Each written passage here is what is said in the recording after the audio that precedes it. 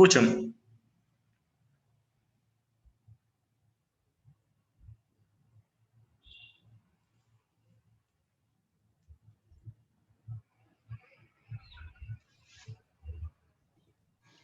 Buenas noches. Miren, yo les había dicho el día de ayer que comenzaríamos con, continuaríamos con la clase de ayer, pero en vista de que hice una pregunta por mi Instagram y 101 personas respondieron que la activación del sistema nervioso simpático era como la respuesta o la señal que se necesita para que el sistema de renina, angiotensina, aldosterona se active. Y eso es falso, pues. O sea, nosotros lo que tenemos que tener es disminución de la presión arterial para que este sistema potencie su efecto. Y eso quiero que todos lo tengamos claro. Y entonces yo voy a explicar hoy dos láminas que son importantes, dos mecanismos de señal, dos traducciones de señales que te van a permitir a ti defenderte cuando te pregunten el medicamento de acción, por ejemplo, de una metilsantina, o cuando te pregunten el mecanismo de acción de los agonistas de los receptores beta 1, beta 2, o sea, los receptores beta adrenérgicos, ¿ok? Entonces, ya ayer me presenté, yo soy el doctor Félix Lamas, soy médico cirujano, soy docente universitario, amante de la bioquímica. Y nada, vamos a hacer esto lo más o menos posible. ¿Okay? El tema de hoy es transducción de señales. Yo quiero que digan por el chat las personas que están, en qué consiste la transducción de señal. ¿Qué creen ustedes con sus propias palabras? A mí me gusta que con las propias palabras que ustedes tengan, definan cada término, sin necesidad de ir corriendo a Wikipedia, a Google, para buscar qué es una traducción de señal. No, díganmelo ustedes por el chat o activen su micrófono en qué consiste una traducción de señal.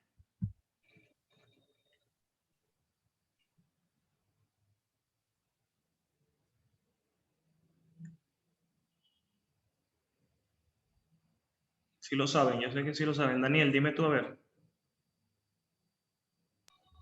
Básicamente la transducción de señales cuando pues mediante neurotransmisores se va a hacer como tal una comunicación celular, ¿no? Pues básicamente, si ya estamos hablando a nivel del sistema nervioso, ya sea central, autónomo, entonces son como sus procesos bioquímicos que se realizan para el paso de información. Ahora yo te pregunto, Daniel, y a los compañeros, ¿tú crees que solamente sea un neurotransmisor el que es capaz de emitir una señal o un mensaje?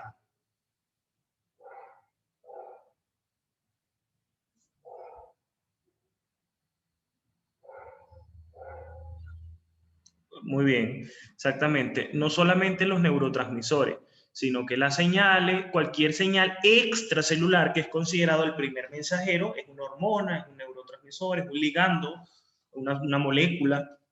Porque un ligando, ¿qué es? Una molécula. ¿Qué es una hormona? Una molécula. ¿Qué es un neurotransmisor? Una molécula. Son moléculas químicas. Entonces, no es solamente el neurotransmisor el que puede interaccionar con el receptor. Recuérdate y recuérdense que si nosotros vamos a tener un primer mensajero, que es el que está afuera de la membrana plasmática o en la parte extracelular, y un segundo mensajero que es el que se activa o se forma una vez que se condensa el receptor con el mensajero, el primer mensajero. En este caso hablemos del neurotransmisor o de la hormona. Entonces, cuando eso ocurre, es decir, cuando interacciona el primer mensajero, perdón, supongamos la hormona con el receptor, eso desencadena a nivel intracelular un mecanismo, una transducción de señal. O sea, la transducción de señal es todo. Una vez que la hormona interactúa con el receptor y se forma el segundo mensajero. Todo eso es una transducción de señal, es decir, todo eso es una cascada de señalización. El primer mensajero siempre va a estar en la parte extracelular y el segundo mensajero en el intracelular. Y es el que permite entonces desencadenar una función específica. No acostumbro a copiarme de las imágenes porque no me gustan, por lo general las hago, pero esto es algo que se me ocurrió hoy y que es necesario que sepamos esto. Yo creo que si todos manejamos este esquema y el otro que vamos a ver, nos vamos a defender muy bien. Este es un esquema que es tomado del Leninger, la sexta edición, los principios de bioquímica del Leninger, y es muy bueno. El Leninger es un libro muy bueno. Muchos dicen que es un libro que es muy difícil de entender. Sí, quizás tendrías que irte primero a lo básico para poder entender lo profundo. El Leninger explica esta imagen muy bien, y el Leninger, cualquier libro de bioquímica lo explica. El Boet and Boet también, por ejemplo, lo explica. Entonces, nosotros vamos a hablar siempre de que existe un espacio, la célula se divide en un espacio extracelular, como se los mencionaba ayer, y un espacio intracelular. ¿Ok? Ese espacio extracelular es allí donde vamos a encontrar el primer mensajero. Es decir, el primer mensajero en este caso sería nuestra H. ¿Y qué significa H? Nuestra hormona. Estamos hablando aquí a nivel hormonal. ¿Ok? Y en esta imagen vamos a precisar los efectos de la fosfolipasa C, del inositol trifosfato y del diacilglicerol. Nosotros ayer hablamos de que la angiotensina 2 podía activar a la fosfolipasa, podía activar en consecuencia el IP3 y el diacilglicerol y por ende aumentar la contractilidad cardíaca. Pero yo tengo que saber cuál es el efecto exacto de la fosfolipasa como enzima o como proteína para desencadenar ese efecto final que es la contractilidad, o sea, aumentar la contracción del músculo cardíaco. Entonces, en el extracelular está la hormona, cualquier hormona que sea específica para ese receptor. Supongamos que tenemos entonces el receptor AT1 y la angiotensina. La angiotensina 2 sería nuestra sustancia extracelular. Esa sustancia extracelular interactúa con un receptor que se encuentra incrustado, anclado, embebido en la membrana plasmática. ¿Lo vemos? Es decir, que este receptor es una proteína integral. ¿Por qué es una proteína integral? Porque es una proteína que está metida, que está anclada en la membrana plasmática. Recalcando entonces que la membrana plasmática tiene una parte que da hacia el extracelular y una parte que da hacia el intracelular. Y esa membrana se compone de estructuras anfipáticas, es decir, esas pelotitas azules que ustedes ven allí son grupos hidrofílicos, son sustancias polares, es decir, sustancias que tienen carga y que pueden interactuar con la molécula de agua. Y que todo lo amarillito, toda esa grasita que se ve allí son las colas hidrocarbonadas, es decir, las cadenas hidrocarbonadas de ese lípido. Son lípidos, es decir, sustancias anfipáticas. ¿Por qué son anfipáticas? Bueno, porque están compuestos por una parte polar y una parte apolar, es decir, una parte hidrofóbica. Cuando yo escuché la palabra hidrofóbica, me está diciendo, bueno, que le teme al agua. Es decir, que no tiene carga, que es apolar. Cuando yo escuché la palabra hidrofílica, me está diciendo que es polar, es decir, que en su superficie tiene cargas, por ejemplo, o tiene un grupo, o un oxígeno, que es un grupo altamente electronegativo, unido a un hidrógeno que permite establecer la formación de puentes de hidrógeno, de interacciones iónicas, enlaces metálicos. O sea, cualquier sustancia o cualquier elemento de esa sustancia que permita establecer la formación de un enlace con el agua, por ejemplo, puentes de hidrógeno. Entonces, vemos la sustancia extracelular, en este caso vamos a hablar de la angiotensina 2, supongamos. La angiotensina 2 interactúa con su receptor AT1. Entonces, ese receptor está anclado en la membrana plasmática y está unido a una proteína específica sí, a una proteína que se llama proteína GQ. Esa proteína GQ está unida al guanosin difosfato, al GDP, en condiciones normales, Es decir, en condiciones en donde no está unido a la señal extracelular. Entonces viene, cuando se une esa señal extracelular al receptor, permite que esta proteína que está aquí, también anclada a la membrana plasmática, desplace ese GDP que está unido a la proteína GQ por GTP, es decir, lo intercambie. Yo te digo, yo necesito energía para poder activar a cierta sustancia, entonces, ¿qué tengo que hacer? Bueno, cambia ese GDP, que tiene un fosfato menos, agrégale 1, es decir, conviértelo en GTP, en guanosin trifosfato. El guanosin trifosfato unido a la proteína GQ, a la subunidad GQ, permite entonces activar a la fosfolipasa C. Bioquímicamente, yo no debo abreviar, o sea, desde el punto de vista, van a ser médicos o son médicos, yo no debo abreviar, yo debo escribir las palabras completas. Y la palabra completa es fosfolipasa C. Fosfolipasa termina en asa, es decir, es una enzima, es una proteína con actividad catalítica. Esa fosfolipasa C, el Leninger, por ejemplo, la abrevia como PLC. La fosfolipasa C, entonces, ¿qué va a hacer? Ella va a escindir a los lípidos, a un lípido de membrana. Por ejemplo, nosotros aquí vamos a tener, creo que la cámara... Nosotros aquí vamos a tener un lípido que es el fosfatidil inositol 4,5-bifosfato, que él se escribe PIP3. Aquí. Entonces, pues, P, I, P3. ¿Qué significa PIP3? Bueno, se llama fosfatidil inositol 4,5-bifosfato. Es decir, que en la posición 4 y en la posición 5 hay dos grupos fosfato. Entonces, la fosfolipasa lo que hace es hidrolizar a este compuesto, es decir, que él está aquí, míralo aquí, al fosfatidil inositol trifosfato, 4,5-bifosfato, perdón, es un fosfolípido que se encuentra en la membrana plasmática y lo escinde en fosfatidol o fosfatidil inositol 1,4,5 trifosfato. Este se llama fosfatidil inositol 1,4 trifosfato. 1,4,5, perdón, trifosfato. Repito, viene la fosfolipasa que está en la membrana plasmática, se encuentra con el fosfatidil inositol 4,5-bifosfato, o también conocido PIP3. Lo revienta, lo hidroliza, lo escinde, lo separa y lo convierte en fosfatidil inositol 1,4,5 trifosfato y en diacilglicerol, también conocido como DAG.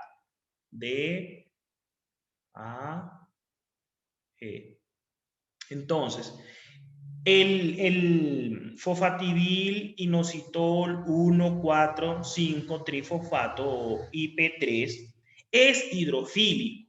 Como es hidrofílico, él puede andar libremente en el citosol. Aquí todo esto es el citosol, puede moverse libremente porque ahí hay agüita. Entonces, como es hidrofílico, es soluble, es polar, puede moverse libremente. Entonces, se difunde libremente y se encuentra con un receptor específico que se encuentra en el retículo endoplasmático, en el retículo endoplásmico. Se une, lo vemos aquí, se une al receptor que se encuentra en ese retículo endoplásmico asociado. Ese receptor está asociado a un canal de calcio activado por ligando, es decir, el ligando sería en este caso el IP3. Entonces, permite abrir esa compuerta, le abre la puerta y por ende el calcio sale hacia el citosol y aumenta la concentración de calcio a nivel citosólico. Una vez que el calcio aumenta, entonces le dice, bien, diacilglicerol, estamos potentes porque tú me necesitas a mí para activar a la proteína quinasa C. Y recuérdense que cada vez que encontremos la palabra quinasa, eso nos va a decir a nosotros que hay transferencia de grupo fosforilo. Entonces la proteína quinasa transfiere un grupo fosforilo hacia diferentes proteínas y las activa. Por ejemplo, ayer decíamos que ella podía, por ejemplo, transferir un grupo fosforilo a la cadena ligera de la miosina, la activaba y esta se unía a la actina, formaba el complejo actina-miosina y por ende aumentaba la contractilidad muscular, la contractilidad cardíaca. Pero el calcio, cuando aumenta a nivel citosólico, él se consigue con una proteína. ¿Cuál es la proteína que por lo general el calcio se une a nivel citosólico? ¿Cómo se llama? A ver.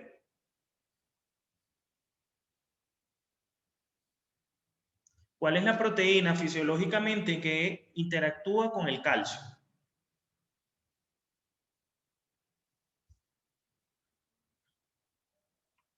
Equivóquense, por favor. Sin miedo. Digan la que les vino a la mente. Les vino una a la mente. Adrián, y dime.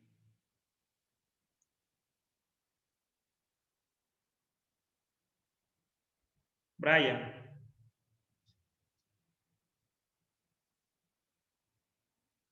Muy bien, Brian. Calmodulina. Calmodulina. Calmodulina. Acuérdense, calcio, calmodulina. Calcio, calmodulina. Es decir, él se consigue con la calmodulina, que se denota como CAM. Entonces, forman el complejo también, aparte de que fosforila la proteína quinasa A, cuando interactúa con el diacilglicerol, es decir, con el DAP, activa la proteína quinasa C, perdón. Y esa proteína quinasa C entonces va a fosforilar a las cadenas ligeras de la miosina. Pero también el calcio a nivel intracelular, cuando aumenta, interactúa con la calmodulina y crean un cambio conformacional en esta que activa a su vez a la proteína quinasa. Y la proteína quinasa entonces se fosforila aún más a las cadenas ligeras de la miosina, esta interactúa aún más con la actina y por consiguiente se produce la contracción del músculo liso vascular.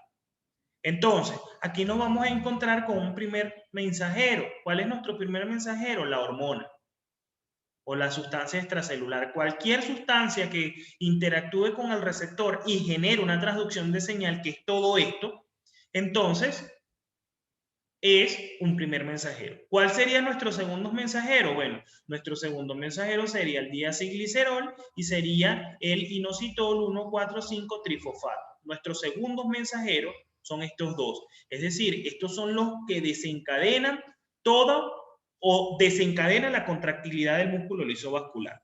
¿Me expliqué, chicos?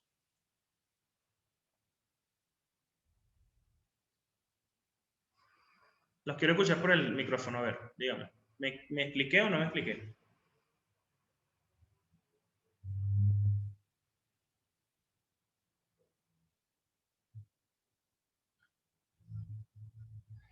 ¿No se entendió? ¿O sí se entendió?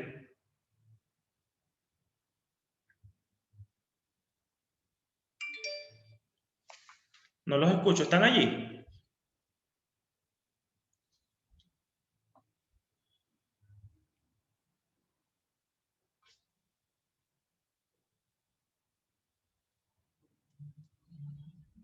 Entonces sí se entendió. Muy bien. Espero que sea así, chicos, porque es importante eso. Usted maneja esto y usted no jamás y nunca se le va a olvidar. Entonces, bien, pasamos a lo segundo. Esta es otra imagen que es tomada de Leninger, la sexta edición, y permite ver la transducción de señal de la adrenalina. El mecanismo es parecido al del glucagón, es parecido al de las catecolaminas. En este sentido, porque activa esta enzima que está aquí, a la adenil ciclasa. AC es adenil ciclasa o adenilato ciclasa. Adenil ciclasa. Entonces, ¿qué pasa? La adrenalina es una hormona catabólica, ¿sí? ¿O cómo definiríamos la adrenalina?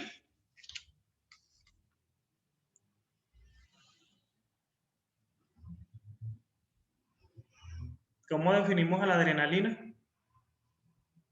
Como una proteína, como una hormona.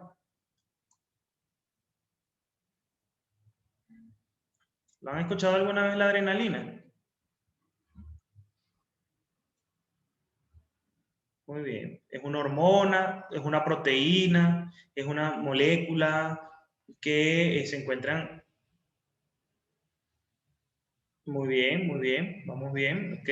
Entonces, vean esta estructura que ustedes la ven así y te dicen, ay, qué cosa tan fea, ¿no? Aquí tenemos a la membrana plasmática, vemos con más precisión las pelotitas azules que son las partes polares, las colitas aquí las vemos que son las partes hidrofóbicas. Esto se forma porque el agua hace que todo el agua que está aquí alrededor va a hacer que toda la parte hidrofílica interactúe con el agua y lo que le teme al agua interactúe con lo que le teme. Por ejemplo, la parte apolar siempre va a interaccionar con lo apolar. Es decir, lo hidrofóbico con lo hidrofóbico. Entonces tenemos aquí un receptor beta adrenérgico. Este receptor beta adrenérgico tiene un extremo amino terminal, lo mencionamos ayer, y un receptor carboxilo terminal. Este es un receptor, lo podemos definir, todos los receptores son proteínas, lo vamos a definir como una proteína. ¿Por qué es una proteína? Bueno, porque está constituida por residuos de aminoácidos. Residuos de aminoácidos. Aquí hay un aminoácido, aminoácido, aminoácido, aminoácido, aminoácido. Se dice que aproximadamente son de 20 a 28 residuos de aminoácidos los que constituyen este receptor. Entonces, este receptor beta adrenérgico es una proteína integral que tiene 7 regiones hidrofóbicas. Aquí la vemos 1, 2, 3, 4, 5, 6 y 7. ¿Por qué son hidrofóbicas? Bueno, porque están adentro de aquí del receptor. Le temen al agua. Por eso es que están adentro, exponiendo el extremo amino terminal hacia la parte exterior y el extremo carboxilo terminal hacia la parte interna de la membrana, ¿no? Y se dice que esta proteína pertenece a la familia de receptores que tienen 7 hélices transmembrana, estas hélices. Y dicen que serpentean, es decir, van, suben, bajan, son como olas, son como olas fluctuantes. Por eso es que dicen que serpentean. Y a este receptor le llaman receptor de serpentina, le llaman receptor acoplado a la proteína G, porque aquí vemos la proteína G, o es un receptor acoplado o receptor de 7 segmentos transmembrana. Puedes decirle, bueno, el receptor de 7 segmentos transmembrana, sí, mira, 1, 2, 3, 4, 5, 6, 7. Tiene 7 segmentos transmembrana. También se le conoce como receptor acoplado a la proteína G. También se le conoce como receptor de serpentina, porque serpentea. Van y vienen, suben y bajan. Este receptor se encuentra anclado en la membrana plasmática. Entonces viene una señal extracelular como lo es la adrenalina. La adrenalina interactúa con este receptor en su sitio activo y entonces permite el desplazamiento. De igual manera, ella siempre va a estar unida al GDP. La proteína G va a estar unida al GDP en la subunidad alfa. Entonces, ¿qué pasa cuando interactúa la adrenalina con ese receptor? El GDP es desplazado e intercambiado por GTP. Esto inmediatamente se mueve, eso le genera fuerza, le da energía, le da como comida y se une a la adenilciclasa. La adenilciclasa es una proteína que integral, esto es una proteína también integral. Recuérdense que las proteínas pueden ser periféricas, integrales, y las integrales son aquellas que están integradas, o sea, están incrustadas en la membrana plasmática. La adenilciclasa es una proteína integral de la membrana plasmática, es un enzima que lo que hace es convertir o formar AMP cíclico, es decir, adenosín monofosfato cíclico a partir de ATP. Es decir, que el sustrato sería el ATP y el producto sería el AMP cíclico. El AMP cíclico es importante mencionar que tiene una vida media muy corta. Tiene una vida media muy corta. Es decir, que él es atacado por la nucleótido cíclico fosfodiesterasa y lo degrada. ¿Y lo degrada para qué? Para formar 5' adenosín monofosfato. Les repito que una vez que la adenilciclasa cataliza la conversión del ATP a adenosín monofosfato cíclico, este tiene una vida media muy corta y es agarrado, atrapado, secuestrado por una enzima, que es la fosfodiesterasa nucleótido cíclico. para convertirlo en 5'-adenosín-monofosfato. ¿Es importante esto? Sí, porque la fosfodiesterasa regula, por ejemplo, te permite regular la activación plaquetaria, te permite la relajación vascular, te permite la contracción del músculo cardíaco, te permite generar la inflamación. Entonces, hemos usado en diferentes instancias de vida inhibidores selectivos de la fosfodiesterasa. Es decir, un inhibidor es un bloqueador. Cuando hablemos de inhibidor, es sinónimo de bloqueador. Bloquea selectivamente a la fosfodiesterasa. Pero ¿quiénes son esos inhibidores? Por ejemplo, si necesitamos tener un compuesto terapéutico para el asma, entonces tenemos a las metilsantinas. Si queremos tratar la disfunción eréctil, tenemos el sildenafilo. Entonces, bloquean la fosfodiesterasa. Si bloquean la fosfodiesterasa, bloquean la conversión del AMP cíclico en 5'-adenosín-monofosfato. El adenosín-monofosfato cíclico entonces no se degrada, él empieza a aumentar de concentración y siempre cuando aumenta la concentración de adenosín-monofosfato, él se une a la proteína quinasa A. La proteína quinasa A es muy diferente a la que acabamos de mencionar aquí. Aquí es proteína quinasa C y la proteína quinasa C se activa cuando el diacilglicerol se une al calcio y este calcio se encuentra unido a la calmodulina. Aquí no, aquí cuando aumentó la concentración de adenosín-monofosfato cíclico o AMP cíclico, este se une a la proteína quinasa A y la activa, porque esta estaba dormidita. ¿Cómo le toca la puerta? Va, le toca la puerta a la proteína quinasa, despiértate, vengo a darte comida, le da sustrato y la proteína quinasa se activa. Entonces la proteína quinasa activa, como es una quinasa, fosforila a proteínas celulares. Por ejemplo, fosforila la glucógeno fosforilasa B, que está inactiva y la activa y entonces promueve la degradación del glucógeno hepático. Por ejemplo, todo ese glucógeno muscular, todo ese, más que todo el glucógeno del hepatocito, todo ese glucógeno que está almacenado en el hepatocito, entonces en una condición de susto, cuando se libera la adrenalina, se va a producir esto. Degrada ese glucógeno que está en el hígado, libera la glucosa, el glucógeno en forma de glucosa en la sangre y aumenta la concentración de glucosa en sangre. Esa es la respuesta celular, es decir, todo esto es una transducción de señal. ¿Qué ocurre una vez que la adrenalina interactúa con su receptor?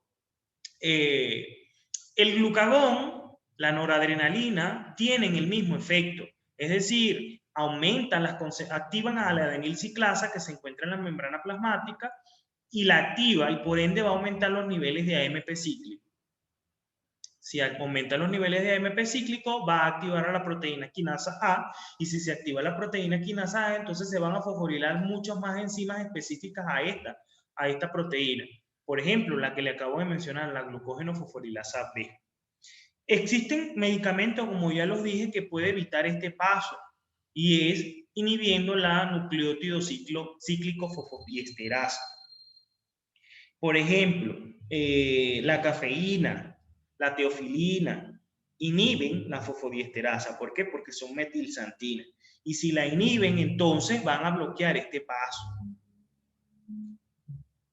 Yo les vuelvo y les pregunto, ¿este esquema se entendió a perfección?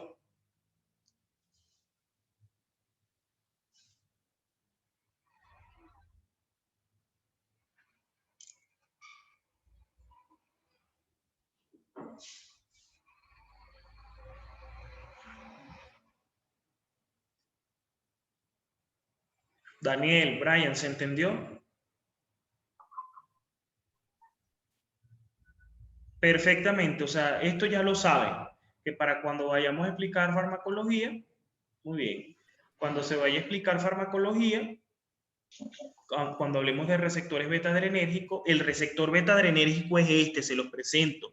Cuando hablemos de receptores beta-adrenérgicos, vayan anotándolo por ahí en sus apuntes. ¿Es un receptor de serpentina o es un receptor acoplado a la proteína G o es un receptor de 7 dominios transmembrana o de 7 hélices transmembrana? Es un receptor hidrofóbico, tiene un grupo amino terminal, tiene un grupo carboxilo terminal y que cuando interactúa o interacciona con su señal celular, con su primer mensajero, él genera todo este mecanismo. Es importante acordarse siempre de la AMP cíclico, es importante acordarse de la metilsantina, porque por ejemplo, cuando utilizamos medicamentos, cuando utilizamos metilsantina, cuando veamos esa gran familia, vamos a ver que lo utilizamos como medicamento, como parte terapéutica para el asma. El sildenafilo bloquea la fosfodiesterasa. Si bloquea la fosfodiesterasa, entonces voy a tener otro mecanismo. Que también podemos encontrar otros medicamentos como la trobamina, que bloquea el medicamento, que bloquea la fosfodiesterasa, que bloquea el enzima. Esto es básico. Si nosotros manejamos esta información, entonces el día de mañana, cuando veamos bien los IECA, cuando veamos los ARA2, cuando veamos el alisquirén como medicamento, nos vamos a dar cuenta de que tiene importancia eso.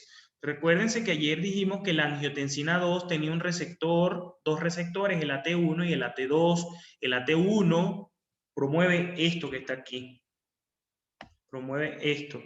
Es decir, la angiotensina 2, cuando interactúa con el receptor AT1, hace que se active la fosfolipasa C. Pero ¿cómo se activa, compañeros? Por todo este mecanismo. Yo me tengo que saber todos esos pasos, tengo que escribirlo. El paso 1 es interacción de la hormona con su receptor. El paso 2 es la interconversión del GDP que se encuentra unido a la proteína GQ por GTP. Entonces se forma el complejo GTP-GQ. El GTP-GQ se desplaza inmediatamente hacia la fosfolipasa C, esa proteína o esa enzima integral de la membrana plasmática, la activa y ella degrada al fosfatidilo inositol 4,5-bifosfato. ¿En qué? En inositol 1,4,5-trifosfato y en diacilglicerol. Pero como el IP3 es tan soluble, él puede interaccionar con, tiene como una casita que le está esperando de ese canal de calcio activado por ligando. El IP3 lo activa, le abre la puerta, sale el calcio del retículo endoplasmático y aumenta las concentraciones de calcio intracelular. Con esto se logra que pueda interaccionar con la calmodulina y en conjunto con el diacilglicerol activan a la proteína quinasa C, esta fosforila a las cadenas ligeras de la miosina y por ende provoca la contracción muscular, o sea, se tensa, se contrae más el músculo liso vascular. ¿Es importante esto? Sí. ¿Alguna pregunta? Hasta aquí iba a ser la clasecita de hoy. Esas eran las dos imágenes que yo quería que ustedes supieran. ¿Quedó claro o no quedó claro? Díganme, chicos.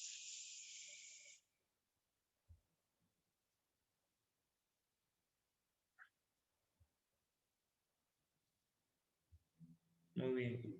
Giangénesis, ¿cómo así fuerte? Escríbeme a ver.